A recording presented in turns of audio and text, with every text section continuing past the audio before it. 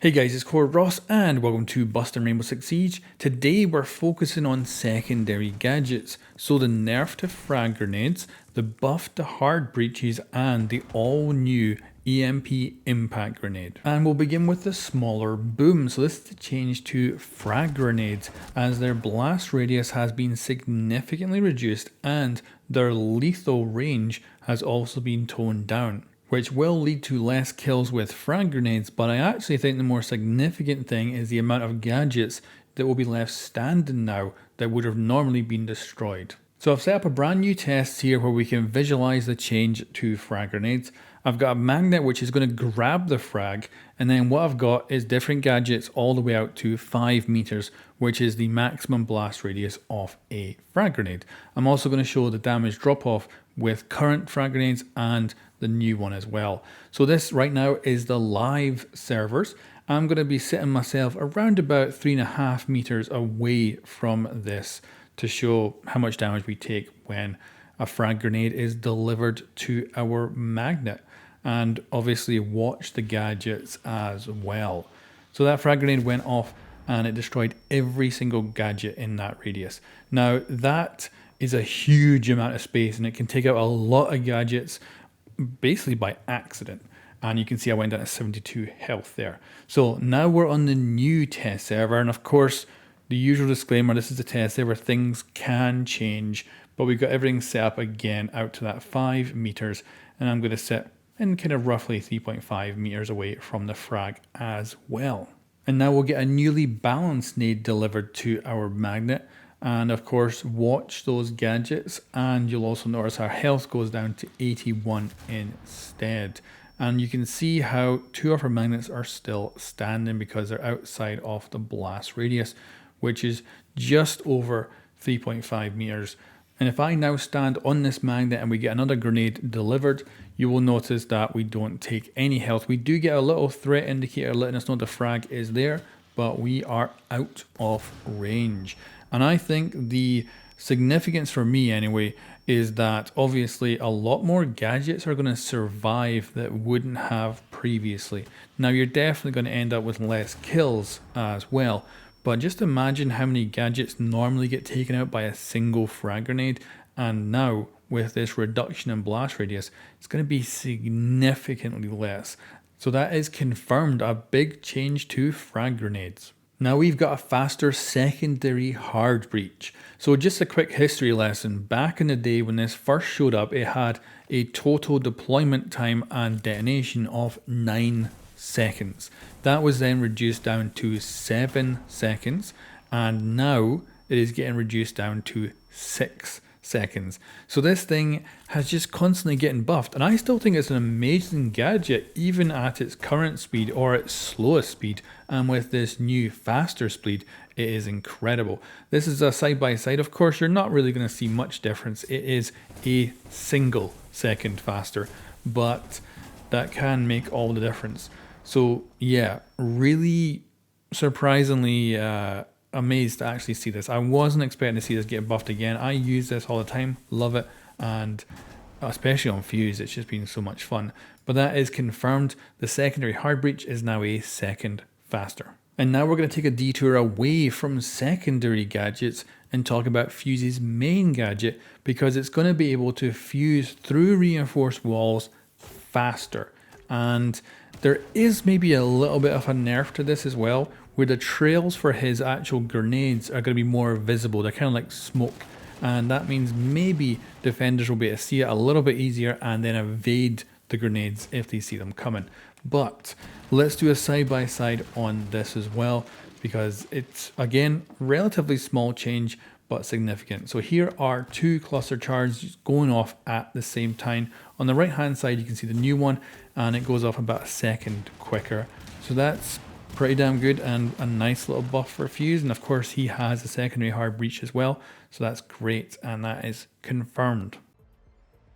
Now we're on to the main event, the EMP impact grenade, a brand new secondary gadget that I think a lot of people are going to sleep on because they're going to just think of it as a mini Thatcher in your pocket. But I think it's actually capable of so much more cool stuff, so let's jump in. And the first is EMP tricking a nitro cell, because of course if you throw a Thatcher grenade it has time to go off, whereas the impact goes off immediately. So if I'm Valkyrie, I spot that Sledge is coming through this door, I'm going to throw a nitro cell at him, but he is then going to disable it before I can press the button. And I think this is so freaking cool and definitely doable. I can't wait to see gameplay clips of this because it should work. And I think it will be incredible to watch. So that's confirmed. Now we're testing the impact EMP's range because the developers originally said this was a 2-meter radius, but then in the patch notes it actually says 1.8 meters. Now if it's 2 meters, we should be able to disable all the batteries along these 2 walls fully, because a reinforced wall is 2 meters wide, and that means when this EMP impact goes down, if all the batteries go out, we got a 2-meter radius. If we don't get all of them, then we're looking at a 1.8-meter radius. And it's also going to give us a good idea of how many batteries we could potentially take out depending on where they're placed on a wall at any given time, which is useful for you bandit mains out there. And here we go. So yeah, the EMP impact managed to take out 3 of the 4 batteries. It hit dead center, but as you can see, it couldn't actually get all the way to the end of the reinforcement. So we are looking at a 1.8 meter radius and not the 2 meter radius that was given during the reveal, which might mean that this was getting tweaked right up until the last moment before the test ever went live. And I also did an alternate test where I actually took out the soft wall to the right there so that the batteries could be spread out even further, and that meant that an EMP impact hitting the center couldn't even get both batteries. So definitely as a bandit main you want to spread out your batteries, although of course these attackers do have 2 EMP impacts to use against you. So it's not like you're going to be able to fight them very well with just placement. You're going to have to be doing a lot of bandit tricking to avoid enemies using their hard breaches and getting in with these EMP impacts. And let's move on to another fun tactic that is different from Thatcher's EMP. Of course you can do this with Thatcher, but again it's the speed, and that is going up against Clash, because of course her ability can slow you down and stop you getting to her to take her out. But with these EMP impacts, you can act very, very quickly by just lobbing an EMP at her. Of course, if she's up against Thatcher, she does have time to move away or reposition. With the actual impact grenade, it's incredibly good. And also, her ability does not start to recharge until after the EMP impact's effects have gone off, making her really, really vulnerable if you hit her after she's already used a big burst of it. But that is confirmed and a lot of fun using that tactic. Now another operator that can be affected by this is Aruni, because you can EMP her laser gates. The only problem is this is a really bad idea. If you actually use the EMP part of these impacts, then it's pointless, because of course the actual lasers come back on after a short duration. What you're better to do is just lob the actual impact grenade into the lasers and fry them. That then means that they stay offline for far, far longer, and of course the defenders actually have to shoot them to bring them back online. So although it might be tempting to switch them off with just the EMP effect, it's actually far better to just throw it into the lasers and do it that way. So certainly I would say that's busted for at least using the EMP element.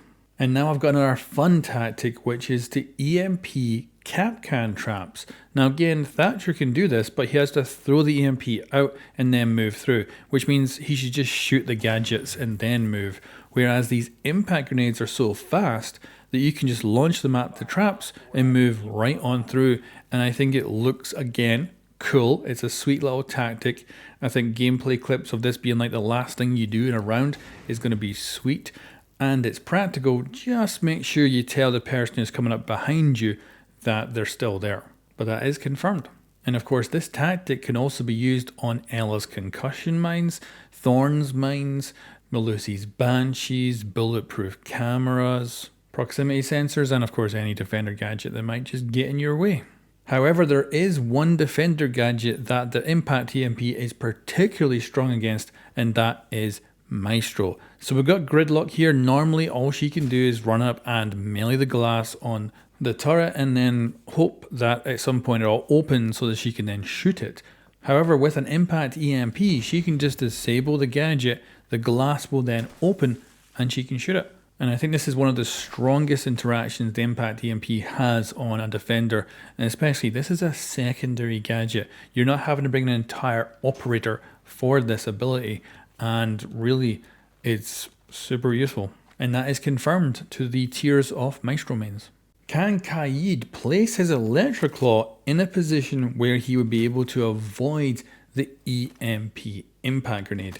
So I'm placing this so that it barely touches two pieces of reinforced wall and it still electrifies, and I'm hoping that I can position it far enough away that the EMP impact will not be able to get to it. I'm trying to be, smart here, and it doesn't work. Unfortunately, the range on Kaid's Electroclaw is just too small, and that means that the EMP is able to get through and take it out. And I do think this impact EMP is going to have more of an effect on Kaid players than Bandit players, although both of them probably aren't going to be ecstatic to see a new EMP on the field. But certainly for Kaid, it is busted being able to just kind of place it far enough away to avoid the impact. Now let's run through some basic interactions before we get to the conclusion. So Jaeger's ADS will of course destroy the EMP impact in mid-air, and of course the ADS will go into a cooldown. With 2 EMP impacts you could put 2 ADSs into cooldown and then have a teammate throw a frag in order to potentially get a kill or such. But it's confirmed Jaeger's ADS will take it out. And it's very much the same interaction with Wamai's magnets. They will grab it, they will then set it off in the magnet. So make sure your magnet, of course, is nowhere near any other defender gadgets, otherwise they will get disabled as well. But it is confirmed Wamai's magnets will grab the impact EMP. And that brings us to the conclusion. So this impact EMP is a lot of fun. I actually think it's really fun to play around with just because it's so quick. And it opens up different opportunities that Thatcher obviously doesn't kind of cater to when it comes to taking out nitrous cells and stuff like that. And even just buzzing by Capcan traps, I think is different and actually a cool little gameplay mechanic. So although this thing is an EMP, I don't think you should really think of it as Thatcher's EMP and use it differently. I think you can get a lot of use out of it and different use than what you would normally get out of Thatcher. And I think people will sleep on some of the cool abilities here that this thing has. But anyway, that is my Mythbusters on the new impact EMP and the new secondary changes, along with that little tweak to Fuze as well. Thanks for watching, and I'll catch you next time.